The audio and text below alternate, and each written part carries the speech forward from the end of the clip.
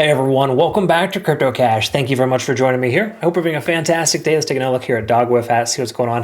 This is a coin that I trade often and also, of course, get a ton of requests, so I'm going to make sure we go and double check some important things in case the price pulls back, give you some key level supports and resistances, but also make sure that we understand that this is a bullish uptrend, folks. You don't want to trade against it, even though there is a propensity for it to pull back. It's holding and sustaining very, very well. And I think $1 or plus is a strong likelihood for this coin, which would be fantastic.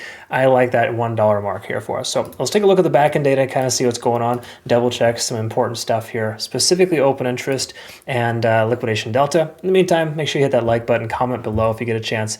The amount of likes per video is desperately low, so I really appreciate you doing that. Try to do that every single video. It really helps not just grow the channel, but it gets us in front of more people, so people will get a lot less moon boys. Will stop destroying people's accounts, right? I'm not a moon boy by any stretch. I'm just somebody's going to legitimately tell you how the charts are speaking to us and make sure that you understand best practice. Okay, so take a look here. Liquidation to the upside is mostly swept, so that does imply potential for pullback. We don't have a lot of liquidation in the macro left remaining either. So basically implying that we've, longs and shorts are both just equally as viable at this point. So there's no real incentive to go up or down based on that. However, obviously you need to recognize this 50-cent range is that in the local area of support, which is also in the local area of liquidation. Okay, so 50 cents if the price does pull back, that would make sense as a logical round number, but also there's a lot of confluence there, and I'll explain more about that in a minute.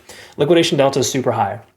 You don't short against a coin that has this much liquidation delta. Even if the price pulls back down to 50 cents tomorrow, it's still not worth taking a short because there's too much convergence letting us know further upside makes more sense. Same thing here as well with the liquidation, open interest rather.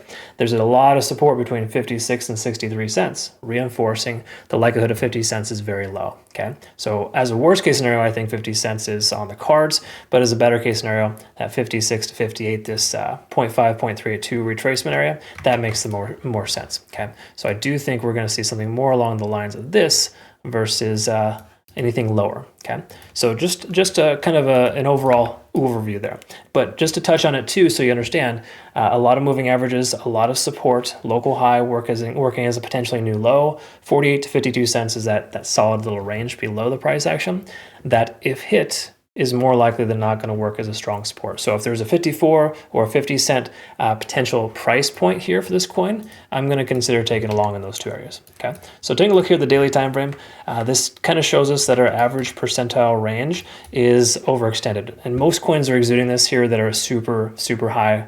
Like SCY is another one, for example, that's just massively overextended, due for a correction just based on the simple sense that there's a lot of profit to be taken.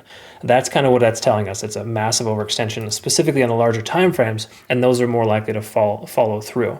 Having said that, though, we're still over 70 in the RSI. You don't generally want to try to short against this. That's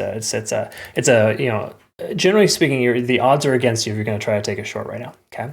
Even though I feel like personally that Bitcoin may pull back. Having said all that, we're taking a look here, of course, in the 4-hour time frame, and just respecting the fact that we're in an ascending trend. There isn't a single thing here kind of letting us know we're going to drop like a rock. I think that Bitcoin is due to correct itself, and in turn, this coin follows Bitcoin to the downside. It's responding very well to the upside, don't get me wrong, it recovers quickly, but it's still susceptible to Bitcoin sell-offs. So if that 90 to 92K range for Bitcoin is achieved, then I think we will see this convergence turn into a divergence. We're starting to see that shift in momentum, and we'll work our way back down. It may be a very early, head and shoulders type of situation. It's really too early at this point. Some coins are exuding some bearish divergences on lower time frames. We look at the hourly though, we're still above the cloud, even though everything else isn't truly clean, and this isn't the perfect setup for a long. It's certainly a good situation letting us know that we're on the right side of tracks for now. The thing you just got to watch out for is if you're going to take along with this coin, which once more, statistically, you're more likely to find success going up than down. If Bitcoin pulls back, you're going to experience a retracement here. So me personally, I wait on the sidelines specifically because this is a weekend, and I don't like to trade weekends. So some people don't like it. They'll be like, oh, you're not sending any signals on the weekends. All you're doing is waiting for a pullback that never happens. Sure, I'm okay with that. I have no problem waiting for a better opportunity, an opportunity that I want to take. It's not going to be a forced trade that some other Moon Boy is telling me to take, right?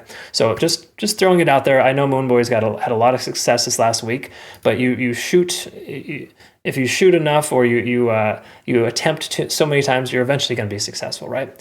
So anyways, conversation for another day, but I hope you made sense of what I described here. I'll post a playout chart on our Twitter, Telegram, and Discord. Please continue to like the videos. I appreciate the support as well on my Twitter, Telegram, and Discord. The liking these videos too is super helpful. I'm also available on TikTok as well if you're not familiar.